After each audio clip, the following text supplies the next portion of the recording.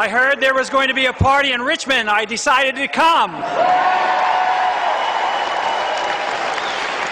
You know, I like the fact that you include the word patriot with this Tea Party convention. That to me is great. Somebody asked me the other day in the media, and they said, what does patriotism mean? What is a patriot?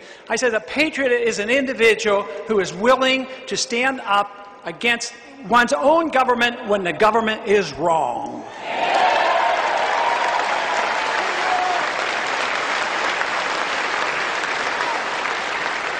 Unfortunately, these days, that's quite frequent, and maybe that's why we have so many people in the Tea Party movement.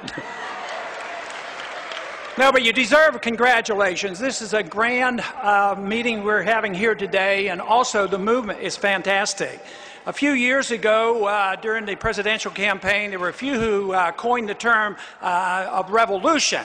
And indeed, I endorse the idea of revolution. I endorse the idea of an intellectual revolution.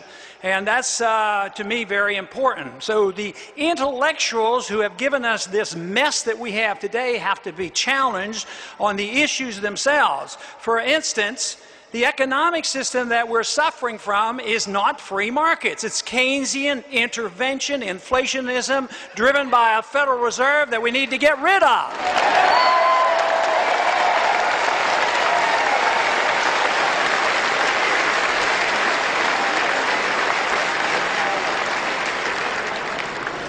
One thing with certainty, I am convinced that the government people get is the government they deserve. You say, oh no, that's not fair. We've been complaining for a lot of years and look at what we've had. But when the general sentiment, when the majority of the people change their sentiment, governments will change. Now for too long, we, the people, have been too complacent. For too long, the Congress especially have been complacent and given up all its responsibilities and prerogatives in allowing the executive branch and the judicial system to run roughshod over us. Today, though, I am convinced the people are waking up and they said, enough is enough.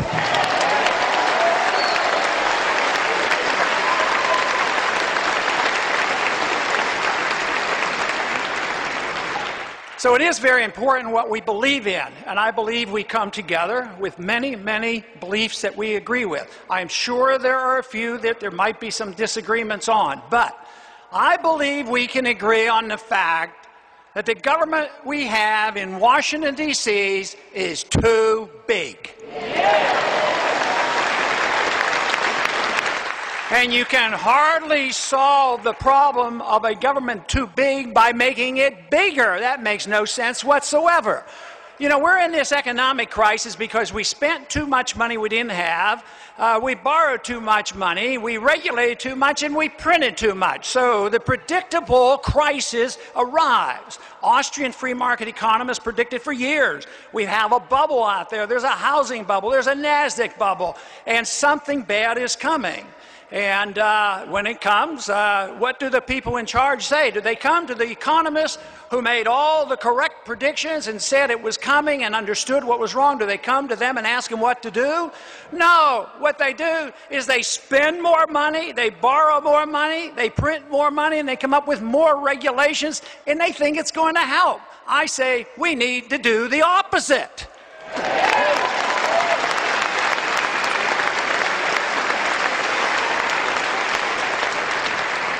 The opposite means that we have to start from scratch. We have to start from scratch in deciding what the role of our government should be. The founders went through that. They didn't like the role of the government under the king. They said the role of government should be different. The role of government ought to be there to protect our liberties. The role of government ought to be there to provide a strong national defense. The role for the government ought to be giving us a sound currency, not a bunch or a few people in secret rooms that have monopoly control over the money supply and the interest rates. That's not in the Constitution.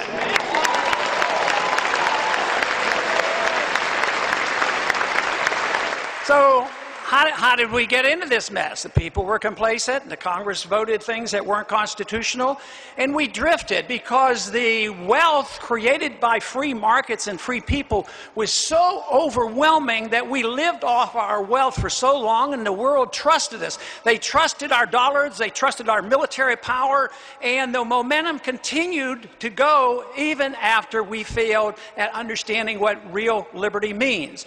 So what did we do? We didn't want to cut back like a family or a business has to do. The country as a whole just went on a borrowing binge. And therefore, we now are suffering from the prosperity that has accumulated with debt. So it's not real prosperity. If you're in trouble, and I say, well, the solution is go out and buy a fancy new car and you're going to feel better. Nobody does that except in Washington. They go out and they spend money and think that the country's going to feel better. It's absolutely the wrong thing to do. Free market economics teaches that if the government, in particular the Federal Reserve, produces bubbles and gets the economy out of whack, you have to allow corrections to occur. You have to liquidate the debt. Okay, they sort of paid attention to that a little bit. Yeah, whoa, there is too much debt. The banks have too much debt. The mortgage companies have too much debt. Fannie Mae and Freddie Mac has too much debt. There's too much derivative debt. So what did they do? They took all the debt, put it in the Federal Reserve and in the Treasury, and put it on the taxpayers. That's criminal.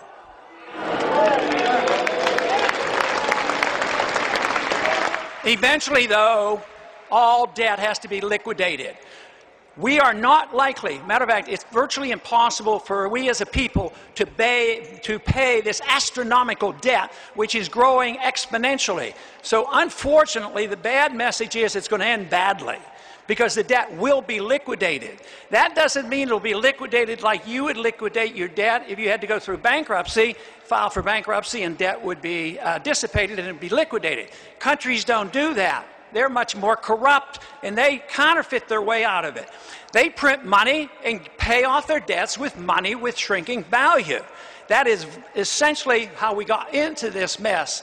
We could not have gotten ourselves into this mess without a central bank that had so much power and authority. The central bank, especially the chairman of the board, is more powerful than the president because he gets to print, create the reserve currency of the world, determine how much money supply there should be in the world, and what interest rates should be. That's way too much power. He is a counterfeiter, and he is a taxer, because if the Congress passes bill and they don't have the money, the Fed prints the money and your prices go up. That's a tax on us. It's the wrong thing to do, and it has to stop.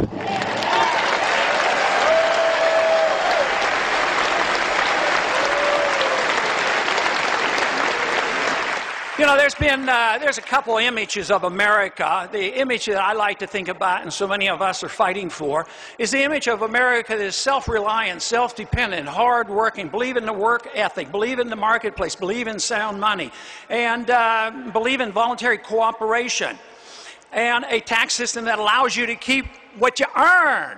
That's what we should have.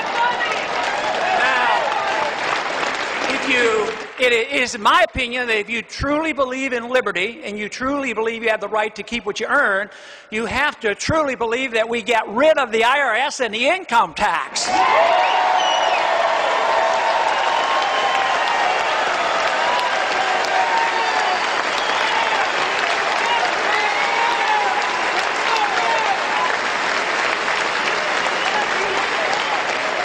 But unfortunately, and one of the reasons why you're so motivated, is the image of America has changed.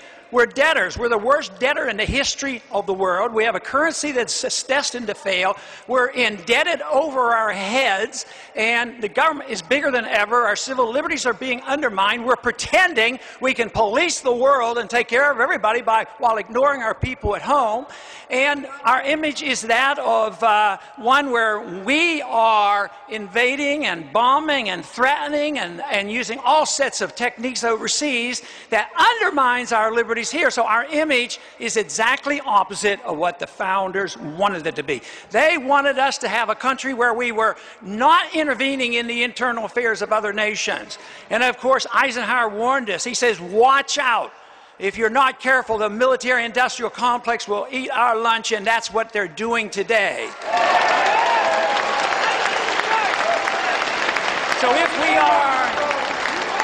if we are for balanced budgets, as I assume we are, and if we're for limited government, you can't pick and choose. You can't say, well, let's cut this program, let's cut this program. We can cut the food stamps for the poor, but you don't cut the food stamps for the rich. You don't cut the food stamps for the overseas partners that we have. What you have to do is you cut government back to its constitutional size. That's what you need.